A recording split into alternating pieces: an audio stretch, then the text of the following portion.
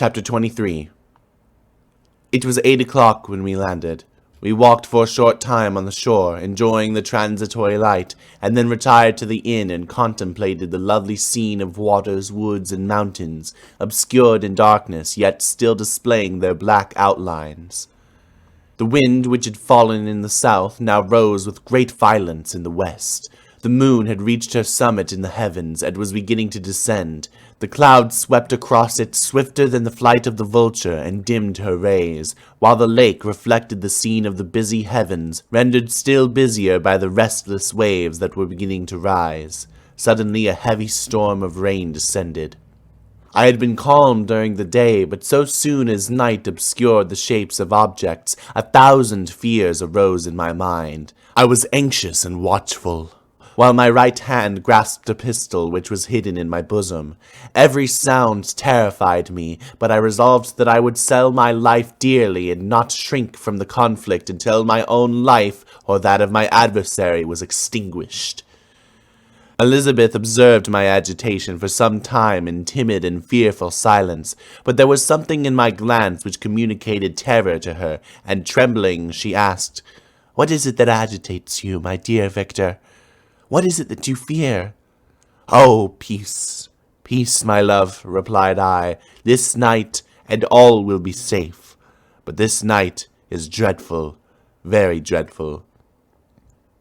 I passed an hour in this state of mind, when suddenly I reflected how fearful the combat which I momentarily expected would be to my wife, and I earnestly entreated her to retire, resolving not to join her until I had obtained some knowledge as to the situation of my enemy. She left me, and I continued some time walking up and down the passages of the house, and inspecting every corner that might afford a retreat to my adversary. But I discovered no trace of him, and was beginning to conjecture that some fortunate chance had intervened to prevent the execution of his menaces, when suddenly I heard a shrill and dreadful scream. It came from the room into which Elizabeth had retired. As I heard it, the whole truth rushed into my mind. My arms dropped. The motion of every muscle and fiber was suspended. I could feel the blood trickling in my veins and tingling in the extremities of my limbs. This state lasted but for an instant. The scream was repeated, and I rushed into the room. Great God! Why did I not then expire? Why am I here to relate the destruction of the best hope and the purest creature on earth?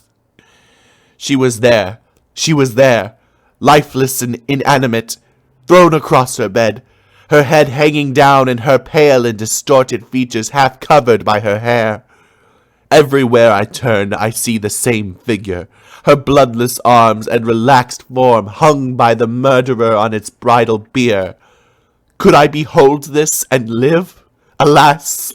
Life is obstinate and clings closest where it is most hated. For a moment only did I lose recollection. I fell senseless to the ground. When I recovered, I found myself surrounded by the people of the inn. Their countenances expressed a breathless terror, but the horror of others appeared only as a mockery, a shadow of the feelings that oppressed me. I escaped from them to the room where lay the body of Elizabeth, my love, my wife, so lately living, so dear, so worthy. She had been moved from the posture in which I had first beheld her, and now, as she lay, her head upon her arm and a handkerchief thrown across her face and neck, I rushed towards her and embraced her with ardor. But the deadly languor and coldness of the limbs told me that what I now beheld in my arms had ceased to be the Elizabeth whom I had loved and cherished. The murderous mark of the fiend's grasp was on her neck, and the breath had ceased to issue from her lips. While I still hung over her in the agony of despair, I happened to look up. The windows of the room had before been darkened, and I felt a kind of panic on seeing the pale yellow light of the moon illuminate the chamber. The shutters had been thrown back, and with a sensation of horror not to be described, I saw at the open window a figure the most hideous and abhorred. A grin was on the face of the monster. He seemed to jeer, as with his fiendish finger he pointed towards the corpse of my wife. I rushed towards the window, and drawing a pistol from my bosom, fired. But he eluded me, leaped from his station, and running with the swiftness of lightning, plunged into the lake. The report of the pistol brought a crowd into the room. I pointed to the spot where he had disappeared, and we followed the track with boats. Nets were cast, but in vain. After passing several hours, we returned hopeless, most of my companions believing it to have been a form conjectured up by my fancy. After having landed, they proceeded to search the country, parties going in different directions among the woods and vines. I attempted to accompany them and proceeded a short distance from the house, but my head whirled round. My steps were like those of a drunken man. I fell at last in a state of utter exhaustion. A film covered my eyes, and my skin was parched with the heat of fever. In this state I was carried back and placed on a bed, hardly conscious of what had happened. My eyes wandered round the room as if to seek something that I had lost. After an interval I arose, and as if by instinct crawled into the room where the corpse of my beloved lay. There were women weeping around. I hung over it, and joined my sad tears to theirs. All this time no distinct idea presented itself to my mind, but my thoughts rambled to various subjects, reflecting confusedly on my misfortunes and their cause. I was bewildered, in a cloud of wonder and horror. The death of William, the execution of Justine, the murder of Clerval, and lastly, of my wife.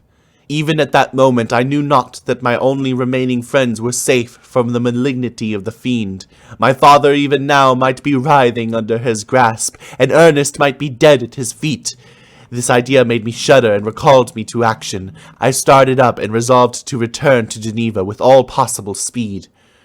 There were no horses to be procured, and I must return by the lake.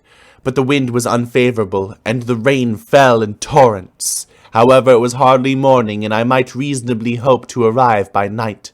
I hired men to row and took an oar for myself, for I had always experienced relief from mental torment and bodily exercise. But the overflowing misery I now felt, and the excess of agitation that I endured, rendered me incapable of any exertion. I threw down the oar, and leaning my head upon my hands, gave way to every gloomy idea that arose. If I looked up, I saw scenes which were familiar to me in my happier time, and which I had contemplated but the day before in the company of her who was now but a shadow and a recollection. Tears streamed from my eyes.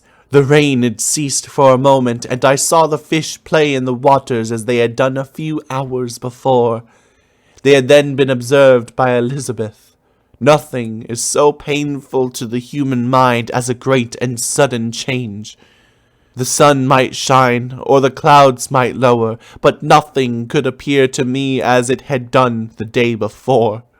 A fiend had snatched from me every hope of future happiness. No creature had ever been so miserable as I was. So frightful an event is single in the history of man.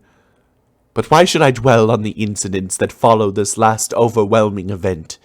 Mine has been a tale of horrors. I have reached their acme, and what I must now relate can but be tedious to you. Know that one by one my friends were snatched away. I was left desolate. My own strength is exhausted, and I must tell, in a few words, what remains of my hideous narration. I arrived at Geneva. My father and Ernest yet lived, but the former sunk under the tidings that I bore. I see him now, excellent and venerable old man. His eyes wandered in vacancy, for they had lost their charm and their delight. His Elizabeth, his more than daughter, whom he doted on with all that affection which a man feels, who in the decline of life, having few affections, clings more earnestly to those that remain.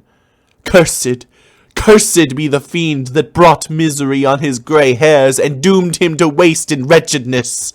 He could not live under the horrors that were accumulated around him. The springs of existence suddenly gave way. He was unable to rise from his bed, and in a few days he died in my arms. What then became of me? I know not.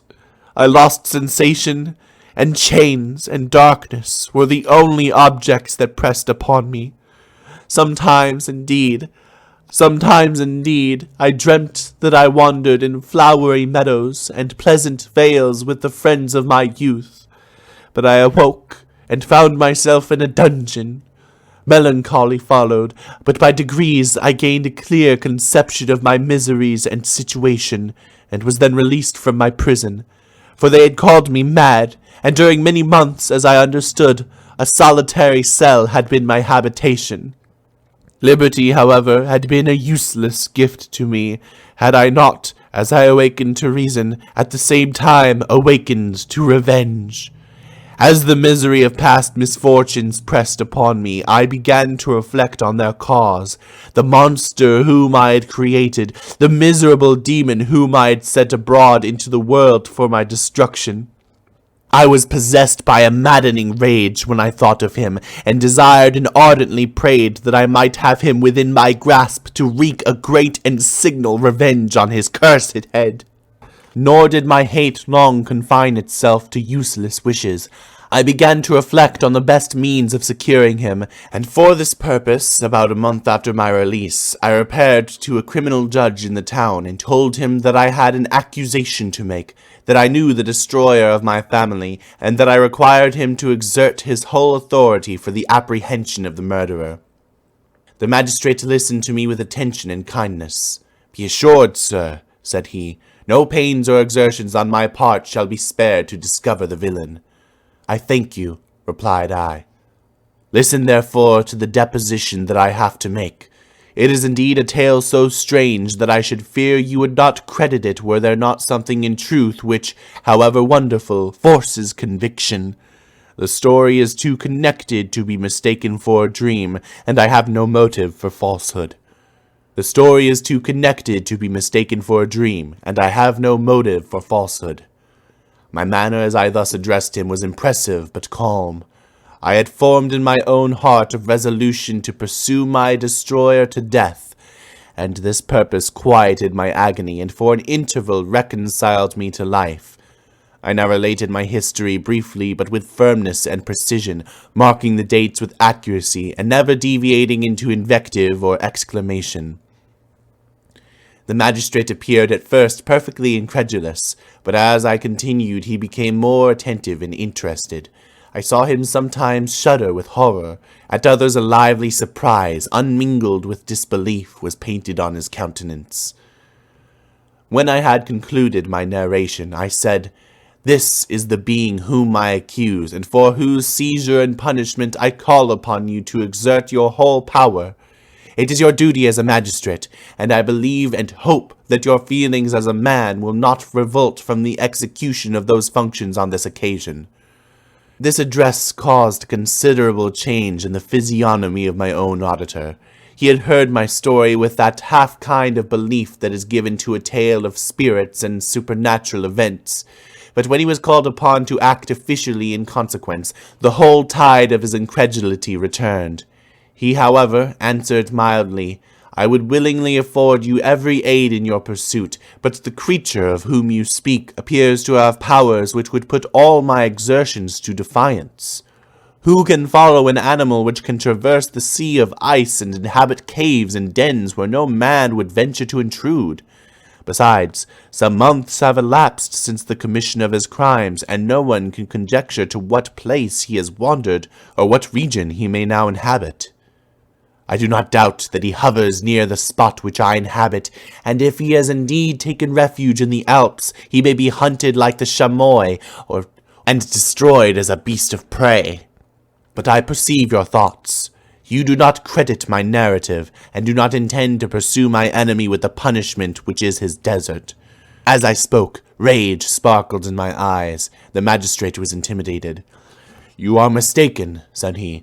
"I will exert myself, and if it is in my power to seize the monster, be assured that he shall suffer punishment proportionate to his crimes.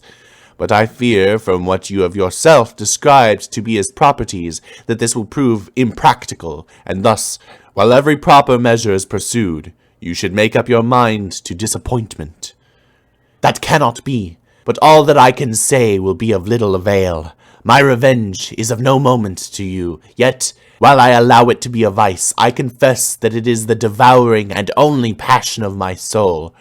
My rage is unspeakable when I reflect that the murderer whom I have turned loose upon society still exists. You refuse my just demand. I have but one resource, and I devote myself, either in life or death, to his destruction. I trembled with excess of agitation as I said this. There was a frenzy in my manner, and something, I doubt not, of that haughty fierceness which the martyrs of old are said to have possessed. But to a Genevan magistrate, whose mind was occupied by far other ideas than those of devotion and heroism, this elevation of mind had much the appearance of madness. He endeavored to soothe me as a nurse does a child, and reverted to my tale as the effects of delirium. "Man," I cried, "how ignorant art thou in thy pride of wisdom! Cease! You know not what it is you say." I broke from the house angry and disturbed, and retired to meditate on some other mode of action.